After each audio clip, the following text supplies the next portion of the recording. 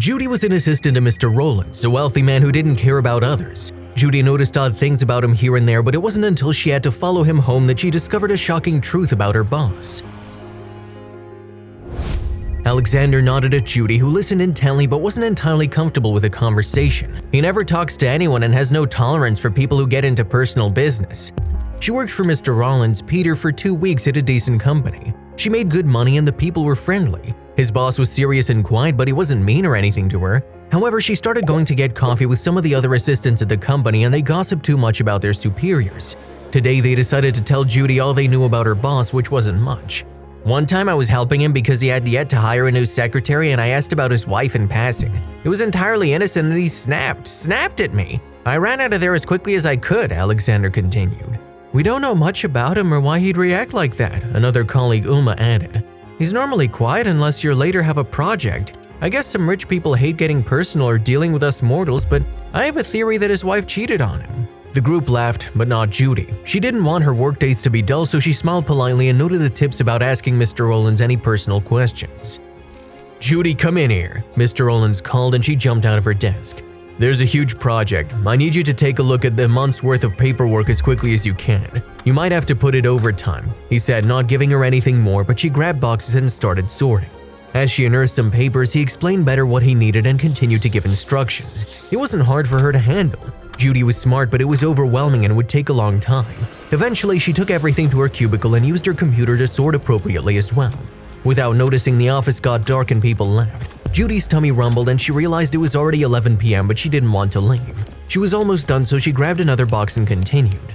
At 3 a.m., a gentle voice startled her concentration. Judy, what are you doing at this hour? Why did you stay so late? It's 3 a.m., her boss continued. Wow, I didn't notice, Judy said, just now looking at the clock, and started to grab her things as her boss went somewhere else in the office. Here, have some coffee so you don't fall asleep on your way home, he offered, putting a cup on her desk. Thank you, Judy said, grabbing the drink gratefully. She looked at her boss as they drank the bitter liquid and realized he was in fresh clothes, so he would probably stay there until the end of the day. But something caught her attention. His fancy shoes were dirtied as if he'd stepped on mud or wet grass. It was weird, she'd never noticed that before. He was such a well-put-together man. Mr. Rollins wasn't much older than her, although it had always seemed like it in the daylight or when he had a serious or grumpy face while working. But truthfully, he was only 7 years older, and now she wondered about him. Did he have a family? Was he divorced? Was he married? But she didn't dare ask so directly. Her work friends were gossips, but what they said about asking him personal questions was real. Go, Judy, go home. See you tomorrow, he urged kindly, looking down, and she nodded. He almost grinned and she left, thinking about this enigma of his shoes and why he came so early to the office. But she couldn't ask anyone in his place. The gossip would amplify and Judy didn't want to spread anything about her employer. Therefore, she would have to find out on her own somehow. Judy was dead tired when she returned to the office later that day at her usual arrival time. However, she wanted to finish quickly and avoid staying late again. So she got down to business. Unfortunately, she couldn't finish all her work that day either and decided to stay a few hours late again. Judy, go home. Thank you for taking this project so seriously, but you can't stay that late again.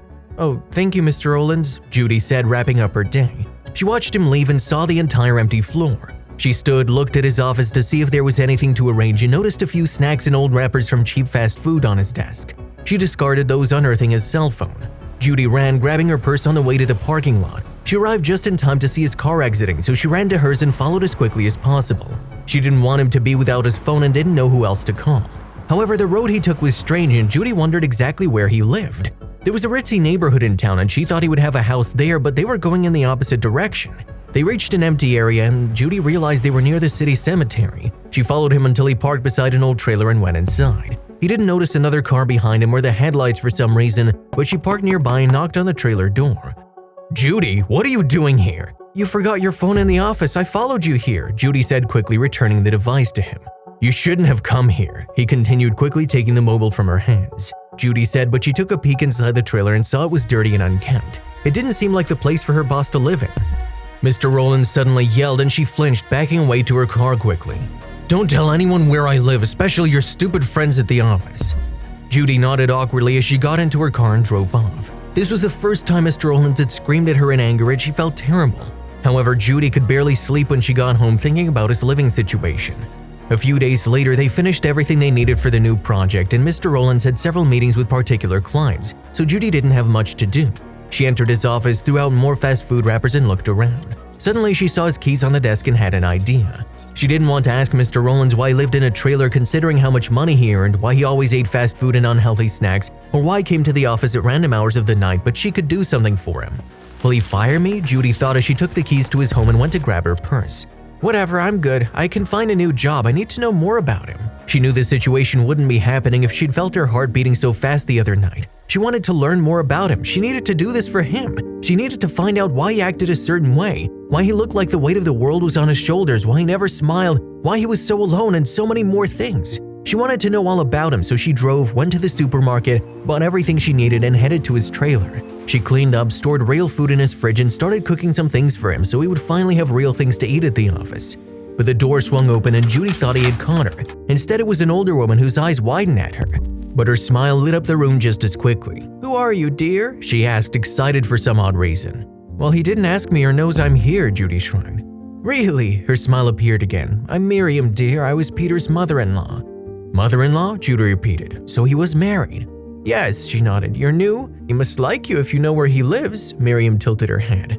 Judy laughed and recounted everything. They chuckled some more and then she asked, "So he lives here with his wife?" "Oh, I should have been clear. My daughter died years ago with my grandson. They were in a car accident." Miriam revealed, her lips pulling down. "Peter never recovered. He blames himself even though he wasn't in that car at all." "I'm terribly sorry for your loss," Judy said, shocked and dismayed. "Thank you, dear. Things since then have been a whirlwind. Peter went through intense grief and we couldn't help him. I mean, my husband and I couldn't do much for him. He was depressed and just went through the motions.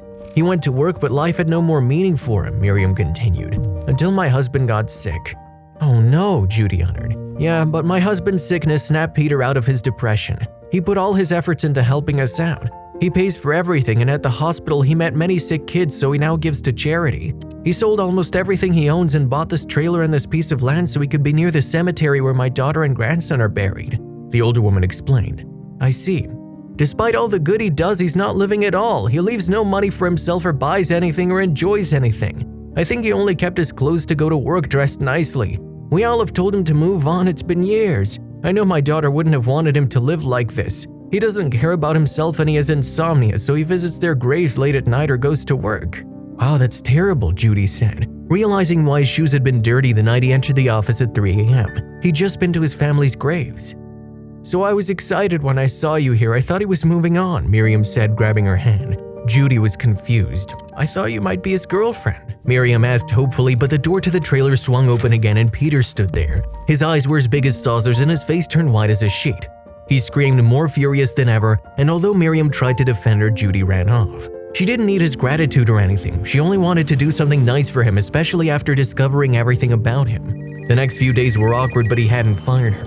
One day, he unexpectedly came out of the office with his phone in his ear. "Judy, cancel all my appointments. I have to go to the hospital," he said. "Are you all right, sir?" she asked. "Yeah, it's my father-in-law," he answered and walked to the elevator.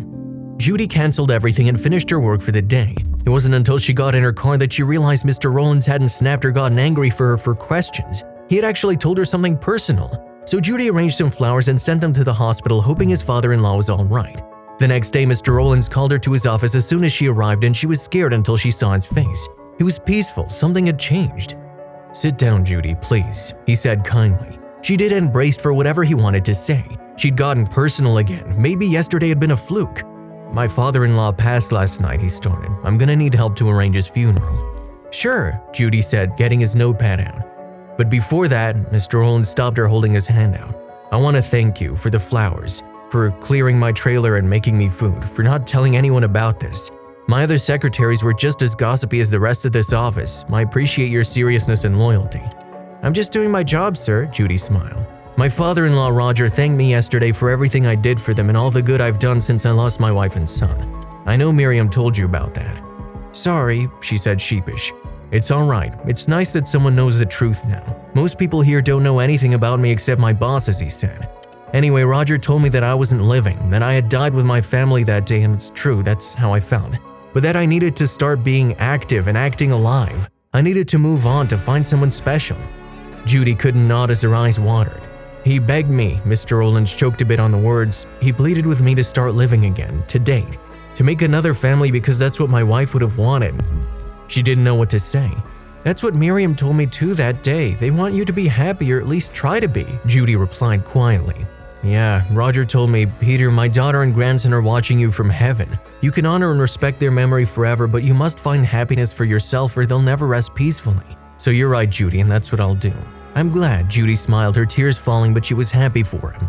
The following week was hectic with the funeral and how Mr. Rollins needed to find a new house, but Judy helped him with everything. One day he arrived at the office later than usual and gave her a to-go coffee cup. Judy took it gratefully and looked down at his shoes. They weren't dirty, he was really moving on. A few days later, Judy was turning off her computer and getting ready to go home when he called her into his office. "Judy, would you like to have dinner with me?" he asked out of the blue. Judy could only nod eagerly, and they went to a great restaurant nearby. From then on, he asked her to call him Peter and told her how much he had enjoyed her food. Judy laughed and told him about her family growing up in a small town, her friends, and everything else under the sun. His chuckles came often and they made her heart skip a beat every time. She didn't know what the future would be like for them, but that was part of truly living.